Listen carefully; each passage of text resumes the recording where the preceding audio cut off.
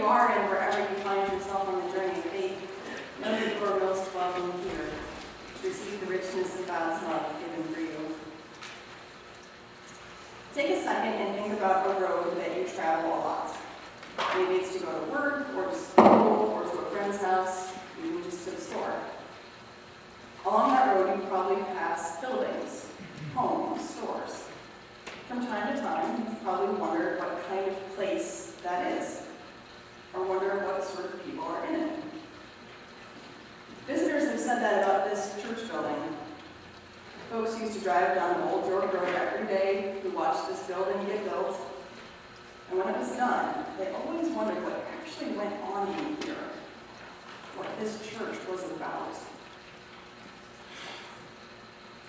In 1963, a pastor wrote a letter from a Birmingham jail cell asking the same question. He was reflecting on the many churches that he saw on a daily basis in his hometown, asking what kind of people were worshiping in them and who was their God. Martin Luther King Jr., a man who deeply loved the institution of church and dedicated his life's profession to it, he loved the church enough to look at it honestly and to ask those questions.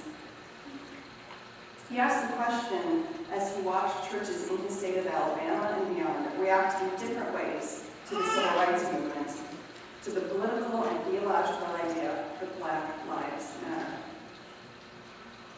Dr. King wondered what kind of people were in those churches and what kind of God were they worshiping.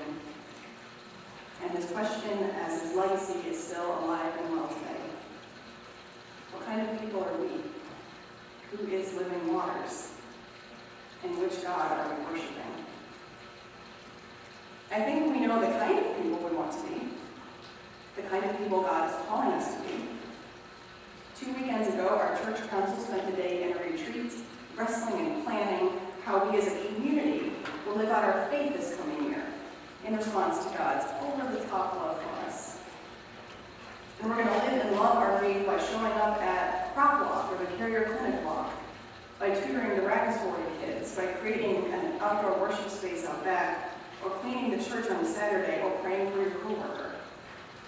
We're going to love and live out our faith by learning in adult forum, or at book club, or going to retreats, or dinner church.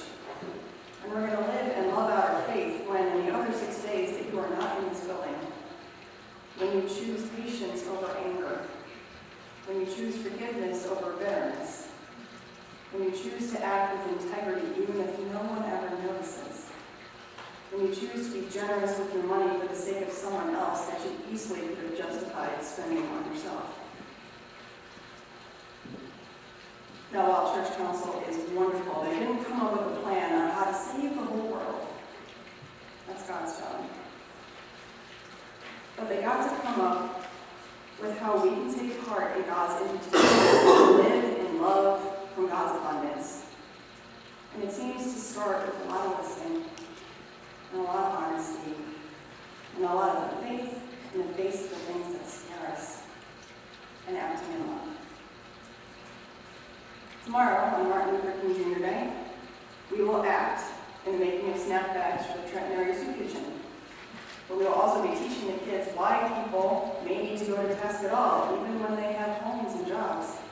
Because minimum wage jobs in New Jersey are not enough to pay our bills. We are going to continue the conversation on racism using our own presiding Bishop Eaton's webcast on Thursday night. We're going to talk about white privilege and structural racism, both in our denomination and in our country. And we're going to do this in the next 2 education hours on January 24th and 31st. We as a church are going to continue to tithe or give 10% of what is given to Living Waters to our Synod as part of our understanding of stewardship. Unless we think that all we have to do to show God's love is helping people, those people, which means not us if we're not careful. We also get to live out God's love by, dealing with each other. Dealing with family members who are beside us or not beside us. Friends that come to mind during worship, or enemies. We get to deal with our individual relationships and with our community here, especially as we're in the midst of growing pains. I'm going to repeat some truths that you already know, but they're good to hear again.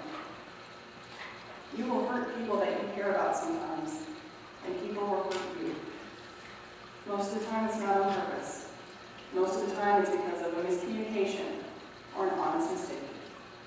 And even when it was intentional, it still hurts. So we, whether it is a close friend or a person who shares the same last name or somebody in this church community, we get to do the hard work of telling the truth, of everyone owning what pieces went wrong and asking for and giving forgiveness. And during the times when the hurt was intentional, was meant to harm us, and when you meant to harm someone, you're still invited to do the hard work of forgiveness so that no one is trapped by revenge or bitterness. We do these things to live out what we know about our God. We get the clearest picture of God in Jesus. And we get a clear picture in our gospel story today of water into wine. This is Jesus' first miracle, his debut album, his first day at the office. He might not have thought it was time, but it was.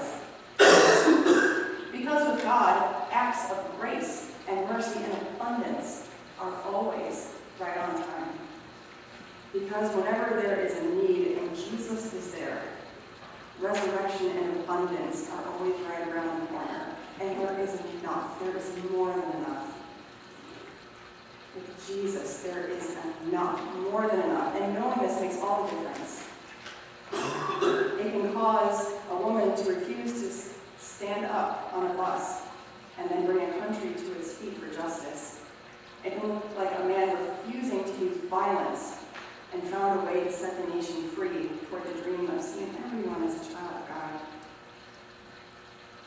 With Jesus, even the most ordinary, plain, daily things can become something much more, which means that we, ordinary, plain folks, are also vessels that God uses in the world to show others compassion or to fight for justice or to love, even when it doesn't come easy.